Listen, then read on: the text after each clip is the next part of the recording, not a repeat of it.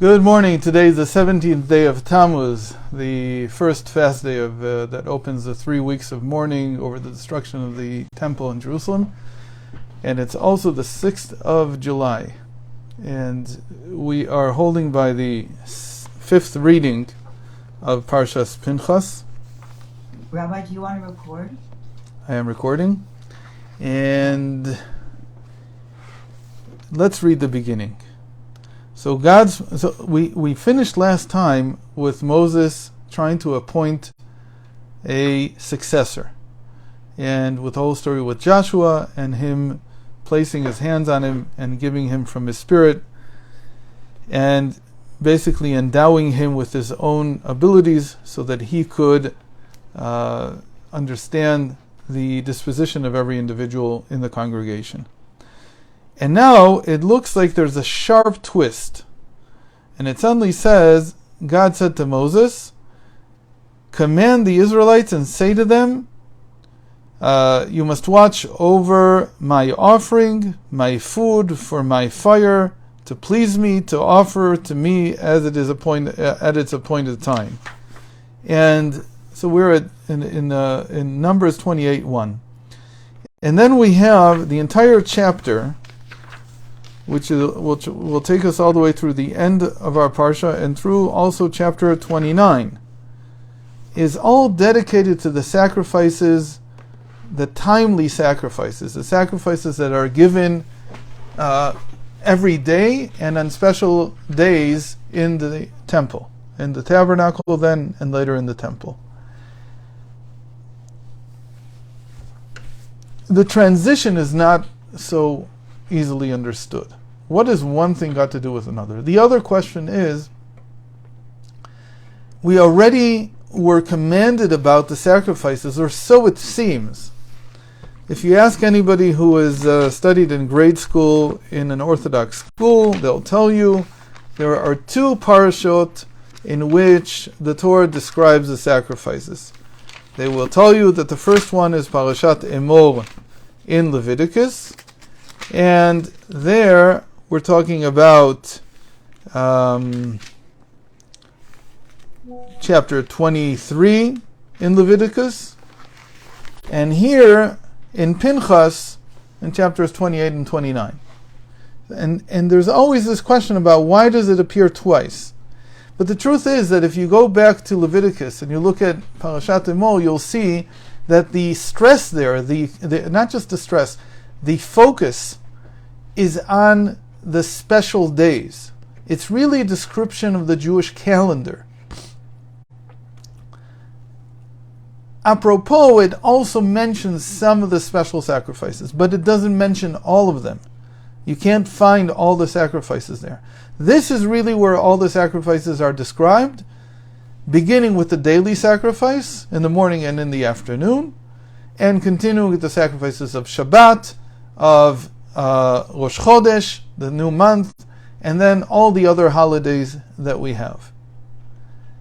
What is going on? Why suddenly now do we hear about these sacrifices? And notice how they are described. My daily bread. That's how God describes it here. He says, these sacrifices are my daily bread. To answer this question, Rashi, the literalist commentary that everybody studies on the Chumash, on the Pentateuch, says like this. He says, Tzavet B'nai Israel, command the Jewish people, command the Israelites. What did it say above? It said, may God command a person to continue me. Yifkod Hashem Elokei Aruchot. Said the Almighty to Moses, before you tell me to take care of my children, tell my children to take care of me. It's a very interesting statement. That's how Rashi understands this. And to drive the point home, he does something that he does not so much. It's rare, but it exists. He brings a parable, an analogy, from one of the early halachic midrashim of the sages, the Sifrei. Sifrei was written sometime in the 1st century or even before the 1st century. And there it says like this. I'm going to read to you from a translation. It says like this. a king had a wife who before her death charged him over her sons, saying, I pray you, take care of my sons, etc. Meaning, you should watch over them, because it's known that, especially if it's a king who has a wife, so she might not be the first wife, she might have something else, he may not care for her offspring. The king said to her, before you charge me over my sons, charge them over me, that they not rebel against me and not cheapen me. Thus, the Holy Blessed One said to Moses, before you charge me over my sons, charge them over me, that they not cheapen me, and that they not exchange my honor for foreign gods. So if we read this in the context of, for instance, Maimonides, we would say like this. What this analogy is saying, Moses, you want me to watch over the people. Tell the people to not cheapen me.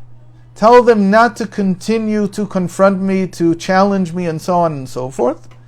And the way that this was done 3,300 years ago was by offering sacrifices only to God. That was the way it was done. So he's saying, look, all these sacrifices that you want to bring, make sure that you bring them to me. And here's a list. That's the way that this would normally be understood. But Rashi changes the language. He says, not the king's wife, but he says, an analogy, the daughter of a king was about to depart from the world. Now I'm now quoting from how Rashi explained this parable, this analogy. He changes it a little. And he says like this, it's like the daughter of a king who is about to depart from the world. And what does she do? She asks her husband to watch over her children. What is going on here? Why did he change the language? So first of all, it doesn't mean necessarily that he changed the language. It could be the Rashi is quoting from a different version of the Sifrei than the one that we have. That's very common in ancient manuscripts, that there were different versions. But even if there were different versions, he chose a particular one. And what does that version say? What is it saying to us? It's saying that the relationship between the Jewish people and God is like the relationship between children and their father, not a king. Notice that he says here, the daughter of a king is about to depart from the world, and she talks to her husband, not to the king. She's the daughter of a king, but her husband is a regular person. What is this talking about? The Rebbe explains that this is the relationship that most people have with God most of the time. Most of the time we see him as our father, not necessarily as our king. In fact, it's when we see him as our father, and especially on a day like this when we say Avinu Malkeinu, our father, and we beseech him to care for us, and we say the father before the king. We first acknowledge him as our father. That is a state in which we're not necessarily admiring, respecting, revering him as a king. Rather, we say there is a connection between us. So Moses, who is here likened to the daughter of a king, he comes to the husband, to the father of these children, and he says, "Watch over them." He says to Moses, "Before you tell me to watch over them, they should watch over me." How should they watch? Meaning they should take care of me. And this is an interesting language that explains why the Torah here says that the sacrifices are like the bread of God. To take care of your elderly father means to make sure that he has all that he needs, first and foremost, his food. So he's telling the children, take care of your father. How do you take care of your father? By bringing him his daily bread. That's how you do it.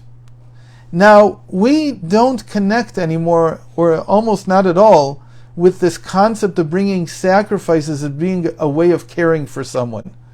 Although, if you would have lived even 1,000 years ago, even 500 years ago, we would have connected to it much more, because the way in which people served their parents was very similar to almost like bringing a sacrifice. It was almost like presenting them with a gift. It had to be done in a certain way. There was protocol to it. Today, manners are not exactly the strong suit of humanity. We don't do that anymore. All the more so if you lived 300 years ago, then you would have understood what the idea of sacrifice means. But we don't anymore. So what is this for us? For us, this whole description here has been translated into the daily prayers and the daily additions that we have on special days. This is the bread of our Father. This is what it means.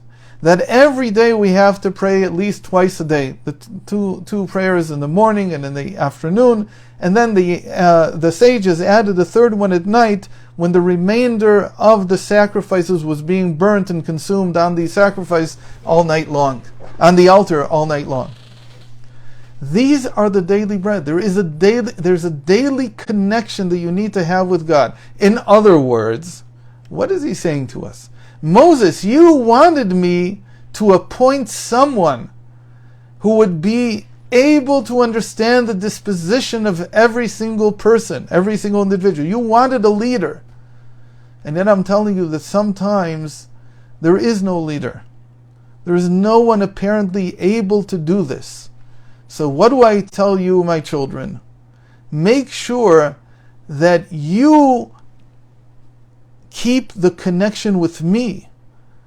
Meaning, if you want me to be your leader, meaning God is saying, not always do I have a Joshua.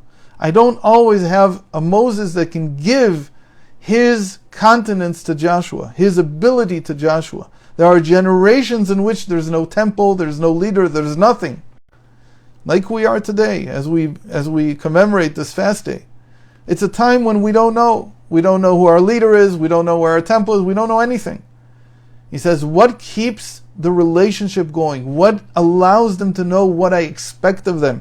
What gives them a semblance of me being their leader, of God being the leader, is these daily prayers. These daily prayers are actually the bread of God. It's like coming to your elderly father and bringing him his food so that you connect to him, so that you have a relationship with him. And that relationship is what carries us through these times when there's no apparent leadership, when there's no clear direction, no clear way of what we need to do. And so the Hasidic interpretation of this is that when a person prays, it's a two-way street. On the one hand, I'm bringing the daily bread. I'm saying the words. What does God do in response? He inspires me. It's during the prayers that it's called the service of the heart, that the heart is awakened, that the person receives answers to all his questions. It's not questions that are answered like a handwriting on the wall, and it's not answers that are given by a particular leader or by some figurehead. These are answers that come directly into the heart. The person prays, he connects to God, he brings the daily bread, and as a result there's a conversation. And the conversation leads to inspiration in the heart. And that, in a certain sense, is what we commemorate during these 3 weeks. That what we have left, after we don't have the leadership that was in the temple, we don't have the rituals that were in the temple, what we do have left is this direct relationship with God, this direct ability to speak, to be heard, and also to hear, which is the most important maybe part of the conversation. If you want me to take care of them, he says to Moses, make sure that they take care of me. If you want there to be a conversation, make sure that they bring the daily bread, the daily prayers.